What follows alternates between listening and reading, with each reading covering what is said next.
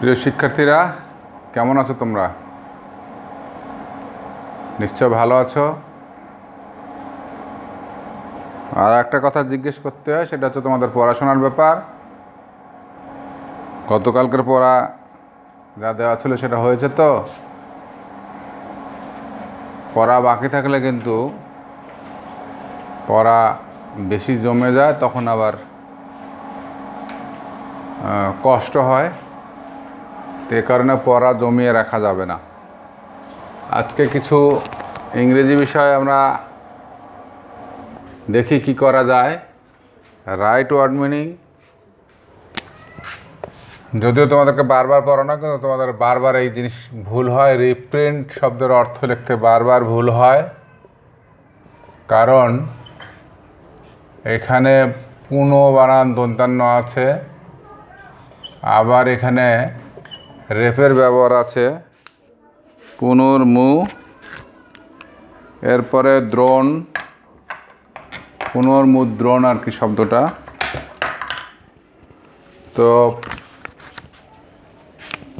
এটা হবে দয় র ফালা, পুনর্মুদ্র, এখানে মধ্যাহ্ন, পুনর্মুদ্রণ। দেখা যায় তোমাদের রেপটা ঠিক মতো বসে না, দন্তান্ন কোথায় আছে, মধ্যাহ্ন কোথায় আছে, সেখানে সমস্যা করো, অথবা পু এখানে দীর্ঘকার ব্যবহার করো, এই ভুলগুলো হয়ে যায়। কন্টেন্টস মানে তোমাদেরকে কি শেখানো আছে? সূচিপত্র, সূচিপত্র। প্রিফেস মানে মুখবন্ধ,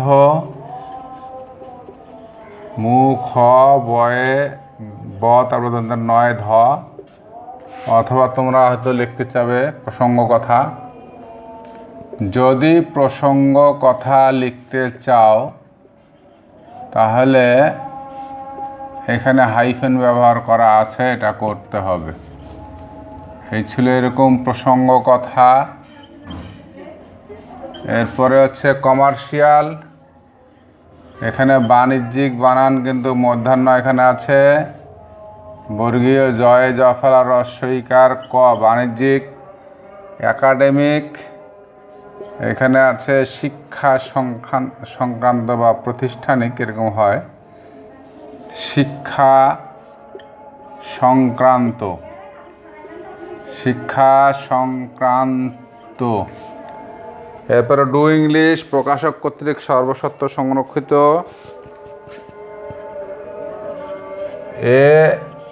ALLRIGHTS,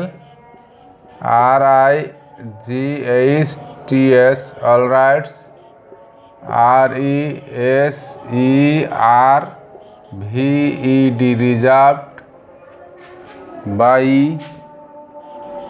BY বাই, TACD,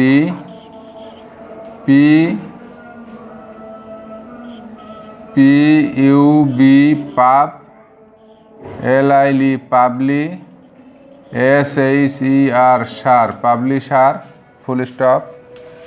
আমরা প্রতি শুক্রবারে চিড়িয়াখানায় বেড়াতে যাই। We go to visit the zoo every Friday. We, GO go, TO to, VISIT visit, TACD ZOO zoo, every Friday, EVERY every, FRIDAY। যদি আমরা এভরি ফ্রাইডে সামনে দেই তাহলে আমাদের কমা ব্যবহার করতে হবে। We go to visit, VISIT visit the zoo, EVERY every, FRI Fri, DAY day, Friday. তাহলে we go to visit the zoo every Friday. দিনের নাম, মাসের নাম তো এখানে বড় হাতের অক্ষর হবে, FRI Fri, DAY day, Friday.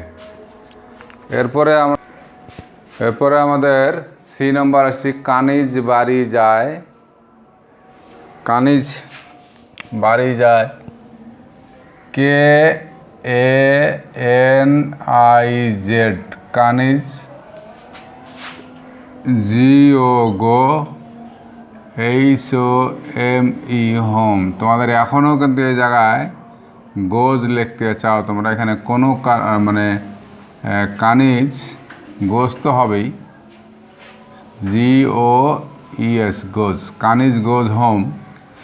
এখানে তোমরা অনেকে টু লিখতে চাও, তোমাদেরকে বলা আছে হোম শব্দটার আগে টু বসে না, এই কারণে এখানে টু বসানো যাবে না।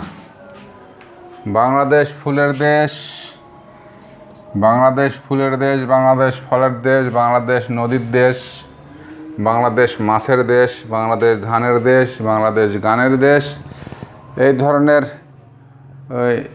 অনুবাদগুলো ইংলিশগুলো সব প্রায় একই, তো সেটা একটু এই ধরনের দেখি কিভাবে লেখা যায়। বাংলাদেশ BANGLADESH,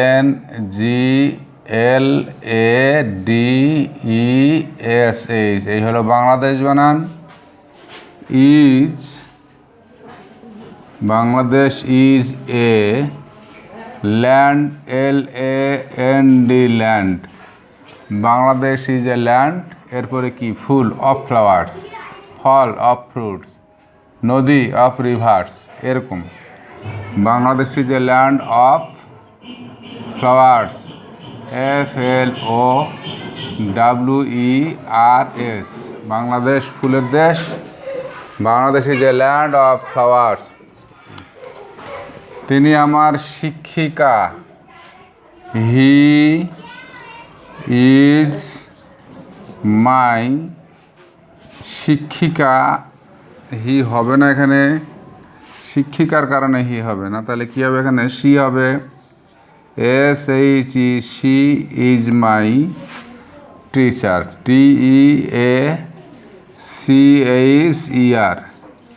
এই জায়গায় তোমরা ভুল করবে, এই জায়গায় ভুল হবে, হয় শিক্ষক হলে এখানে সি লিখব, আর শিক্ষিকা হলে এখানে হি, শিক্ষিকা হলে সি লিখব, আর শিক্ষক হলে এখানে হি লিখব। এই জায়গাটায় ভুল হয়। Right opposite words. টুডে আমরা টুমোরো লিখব, TOMO, এখানে দুইটা আর, TOMORROW, টুমোরো। হেড থাকলে আমরা TAIL, টেল লিখলে বেশি ভালো হবে, লেগও লেখা যেতে পারে।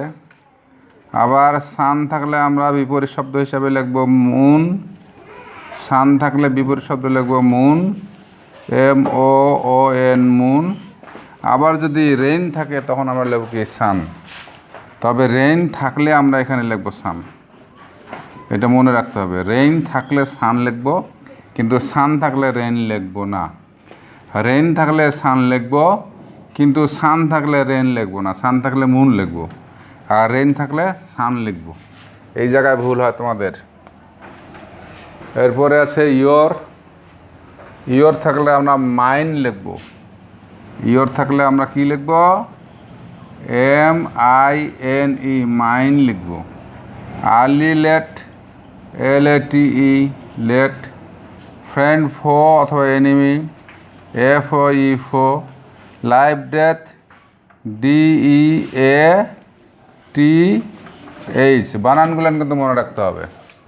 মুখে হয়তো থাকবে, কিন্তু বানান না থাকলে সেটা লেখা সম্ভব হবে না, লিখে লাভ হবে না। Answer the following questions. Where does a হেন লিভ, এটার অ্যান্সার তোমরা জানো, তারপরে চর্চা করা। এ হেন, HEN, হেন, এখানে LIVES চলে আসবে। এ হেন লিভস, তোমাদের বই যেটা আছে সেটাই দেই, on a farm, FARM, farm. Is the farmer rich, is the farmer rich, কৃষকটি কি ধনী? এটার অ্যান্সার যদি সত্য হয় তাহলে ইয়েস, আর যদি সত্য না হয় তাহলে নো, নো। তারপরে এখানে ফার্মার, এখানে একটা পার্সন, তাহলে এখানে হি অথবা এখানে সংক্ষেপে এইটা দিলে হয় হিজ। নো হিজ মানে হি ইজ, আর ভাঙা লিখলে হি ইজ আলাদা লেখা হয়।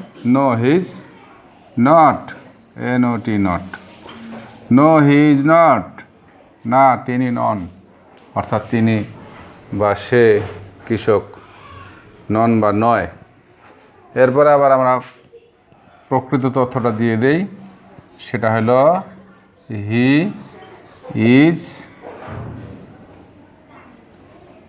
Poor, POOR, poor, he is poor. The farmer is poor, he is poor, এখানে he is poor. No he's not, he is poor.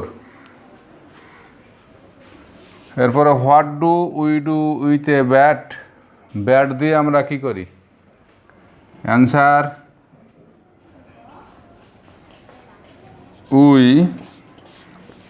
Play, PLAY play, cricket, CRIC, এখানে অবশ্য সিটা CRIC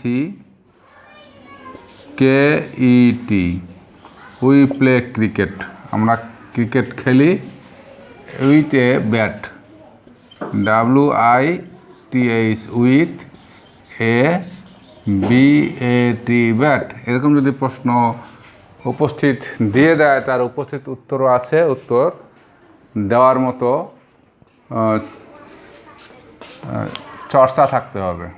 what do we do with a bat, আমরা bat দিয়ে কী করি? Answer we play cricket with a bat, আমরা bat দিয়ে cricket খেলি। Bat কিন্তু অনেক ধরনের আছে, তোমাদের বইয়ে যে ব্যাট আছে সেটা ব্যাট ক্রিকেট খেলার ব্যাট, তো সেই ক্ষেত্রে আমরা এখানে ক্রিকেট কথাটাই বলবো। এরপরে বাড়ির কাজ হিসেবে থাকবে paragraph, the cow, the lion. কেন এটা? এর আগের ক্লাসে তোমাদেরকে যে কোনো পশু সম্পর্কে প্যারাগ্রাফ লেখার মতো বেশ কিছু 11-12টা বাক্য তোমাদেরকে দেওয়া আছে। ওই বাক্যের সাহায্য নিয়ে তোমরা এই প্যারাগ্রাফ লেখার চর্চা করবে। শুধু এগুলো না, এর বাইরেও আরও যে প্রাণীগুলোর ছবি তোমাদের বইয়ে আছে সেগুলো লেখার চর্চা করলে দেখা যাবে তোমাদের লেখার যে মানে জড়তা আছে সে জড়তাটা কেটে যাবে, এই জন্যই দেওয়া। তো আজকের মতো তোমাদের ইংলিশ ক্লাস এখানেই শেষ হচ্ছে। আল্লাহ হাফেজ।